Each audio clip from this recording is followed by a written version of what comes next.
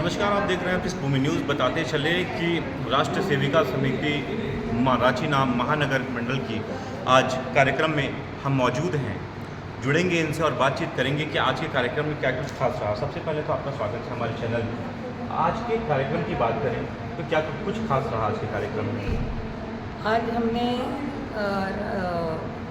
नव वर्ष के पूर्व संध्या पर आज हमारा यह एक उत्सव था और इस उत्सव में हमने जो एक संदेश दिया है कि हमारा जो मूल अस्तित्व है, हमारी जो मूल जड़ें हैं कि ये भारत हमारी माँ है और हम इसकी संतति हैं और इस भूमि ने हमें जिस प्रकार का एक वातावरण दिया है, जो पवित्र संस्कृति दी है, तो ऐसे संस्कृति के आधार पर, अपने जीवन मूल्यों के आधार पर हम अपने जीवन शैली को कैसे बना सकते हैं। और इस दृष्टि से इस वर्ष हमने इस नववर्ष के पूर्व संध्या पर संकल्प लिया है कि यह वर्ष राष्ट्रीय स्वयंसेवक संघ के शताब्दी का वर्ष है और इस शताब्दी के वर्ष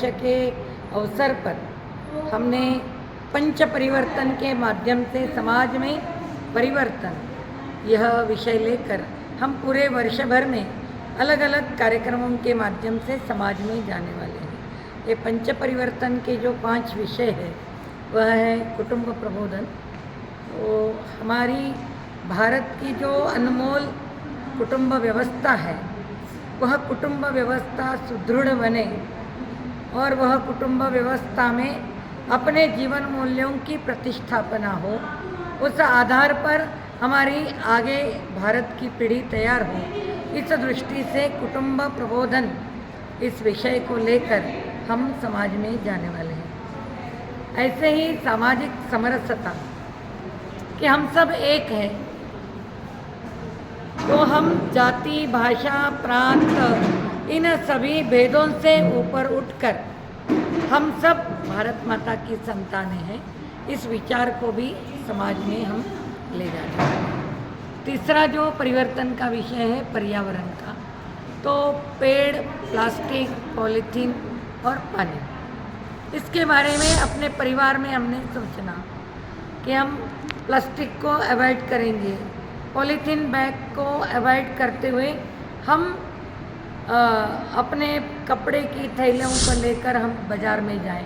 ऐसे छोटे छोटे विषयों से लेकर पानी का संरक्षण, पेड़ों का संरक्षण, संवर्धन, जिसके माध्यम से पर्यावरण का संरक्षण, क्योंकि पर्यावरण भी हमारे राष्ट्र के लिए एक बहुत बड़ी चुनौती है। इसलिए पर्यावरण विषय लेकर भी समाज में हम सभी को जाना है। और चौथा नागरिक कर्तव्य। तो समाज में श्रेष्ठ नागरिक के नाते हमारी भूमिका क्या है, ये देश के युवा पीढ़ी में प्रबोधन करना, यह भी विषय लेकर हम जाने वाले हैं। और 5वां है स्वबोध। अपनी भाषा, अपनी संस्कृति, अपने जीवन मूल्य, अपने वेशभूषा, अपना खान पान, इस आधार पर अपने जीवन में एक स्वबोध का जागरण करना। ऐसे 5 परिवर्तन के आधार पर समाज में एक परिवर्तन, यह विषय लेकर इस वर्ष हम सब मिलकर कार्य करने वाले हैं।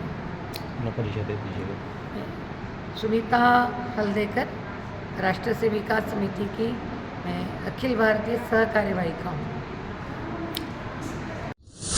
शालिनी सचदेव, राष्ट्र सेविका समिति महानगर कार्यवाहिका। आखिर ये राष्ट्र सेविका समिति का उद्देश्य क्या है? किन उद्देश्यों के साथ आखिर राष्ट्र सेविका समिति कार्य कर रही है? समाज में बहुत सारे हिंदू संगठन हैं, लेकिन ये महिलाओं का एकमात्र संगठन है जो महिलाओं की सोई शक्ति को जागृत करने का कार्य करता है। हमारा मुख्य कार्य है चरित्र निर्माण। आजकल आप भारत में, बाहर भी, कहीं भी देखते हैं, किसी भी देश का हनन होता है, क्यों? क्योंकि उसके नागरिकों का चरित्र का हनन हो चुका होता है। तो चरित्र का निर्माण करना हमारा मुख्य कार्य है। अभी जैसा कि हम सभी जानते हैं, कल से हमारा भारतीय नववर्ष प्रारंभ हो रहा है, यानी कि हम लोग नवरात्र भी प्रारंभ हो रहे हैं और उसमें देवी दुर्गा की उपासना करते हैं। हम शक्ति की उपासना करते हैं 9 दिन, पर उस शक्ति का संचार समाज में कौन करेगा? एक माँ करेगी। तो हम जो आराध्य देवी मानते हैं दुर्गा को, हम देखते हैं कि उसकी 8 भुजाएं हैं, वो शेर पर सवार है। उसी प्रकार एक स्त्री भी 8 भुजाएं होने के बाद समाज में अलग अलग कार्य करने के साथ साथ उसका विचार एक ही है कि कैसे मैं अपनी संतान को संस्कारवान बनाऊं। कि हम स्त्री हैं, हमारा मुख्य कर्तव्य है अपनी आने वाली पीढ़ी को, अपने भाइयों को, अपने पति को, बच्चों को, सबको संस्कारित करना कि एक श्रेष्ठ समाज का निर्माण हो। यही हमारा मुख्य कार्य है। देख सकते हैं कि राष्ट्र सेविका समिति निरंतर और निरंकुश कार्य कर रही है। महिलाओं के अगर विकास की बात करें और संस्कार बच्चों से लेकर के हर तबके में, चाहे वो बच्चे हों, पति हों या फिर घर के कोई भी सदस्य हों, उनके अंदर एक संस्कार भरना।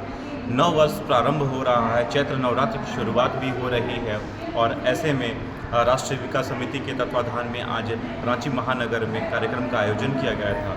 बाकी खबरों के लिए आप जुड़े रहिए पृष्ठभूमि न्यूज़ से। मैं सुलभ।